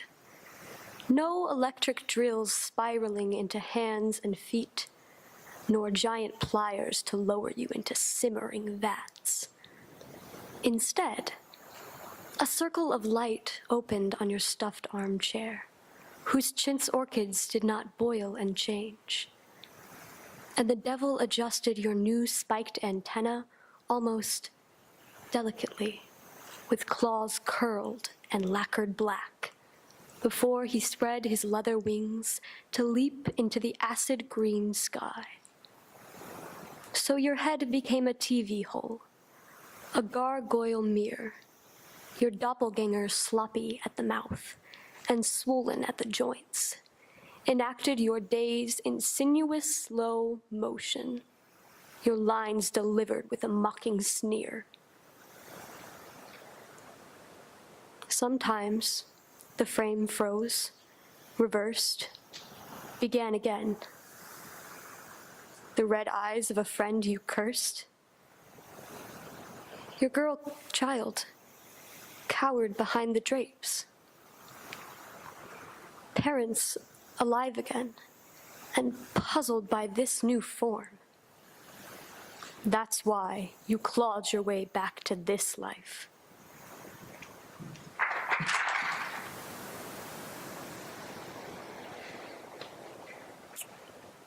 And now, sadly, and at last, we come to our 46th poem today and our last one. From Canterbury School, Rebecca Alfamoff will read Holy Sonnets, Death Be Not Proud by John Donne.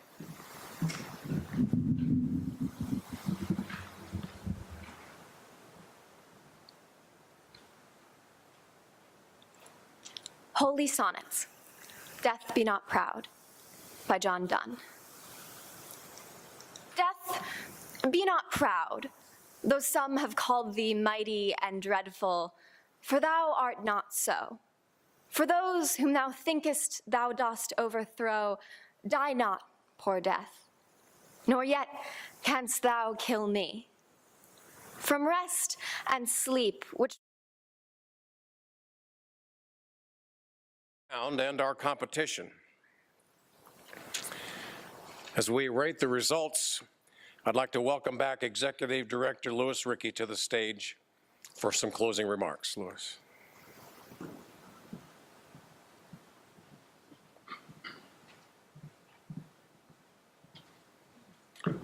Well, first of all, I want to thank all of you for coming, and I know this is kind of a lengthy day, but it's also an exciting day, and I just love being in this environment. I know you do too. It's pretty special. I want to thank my staff who does such a great job with this event every year.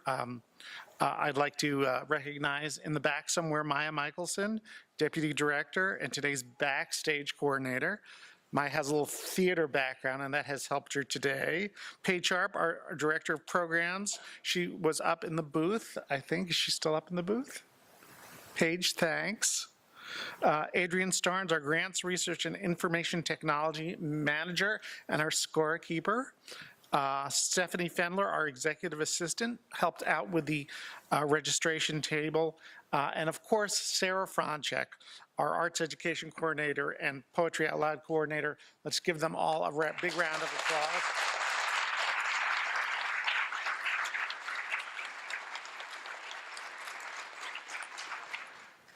I also want to give a big thanks to Dennis Harden, our emeritus announcer and, emeritus staff member as well. Thank you so much, Dennis.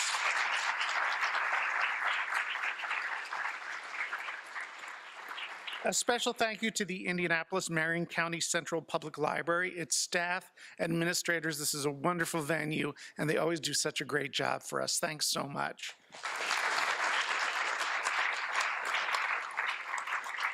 Thanks to Laura Harris, who served as our official photographer today. She's somewhere still around here. Jolie Pope, our videographer, also a former intern of the commission. We never let you leave if you haven't realized it.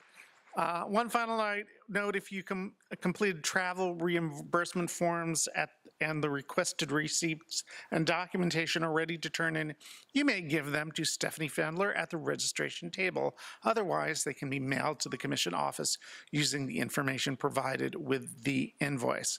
As we prepare to hand out our state champion awards, I will turn the microphone back over to Dennis as we await the final results. Dennis.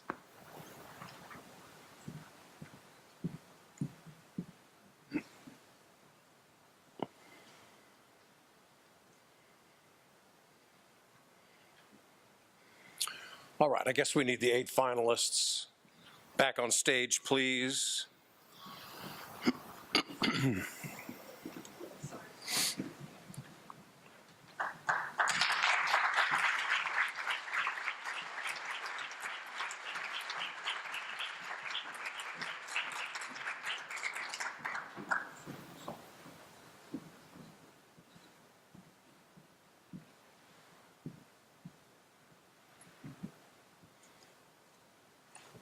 Hold your breath. Everybody hold your breath.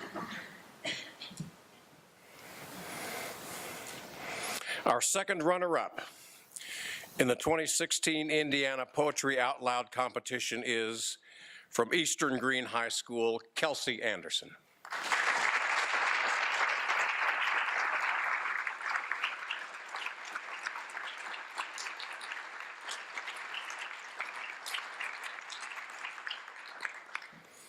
Our first runner-up and the winner of a $100 stipend and $200 for their school is Olivia McDermott Sipe, Bloomington North.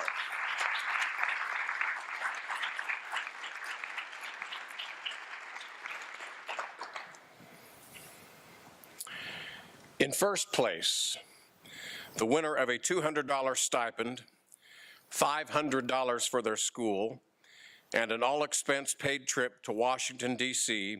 to compete at the national finals, and our 2016 Indiana Poetry Out Loud state champion is from Twin Lakes High School, Grace Milligan.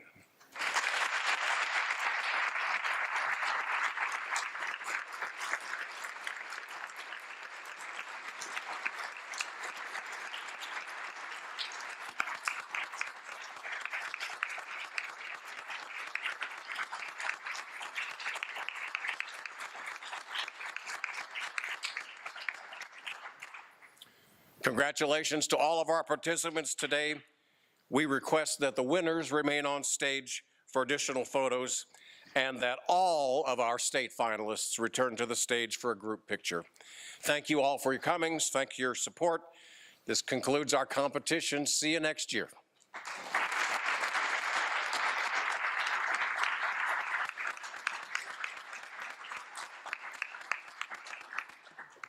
Pictures, pictures.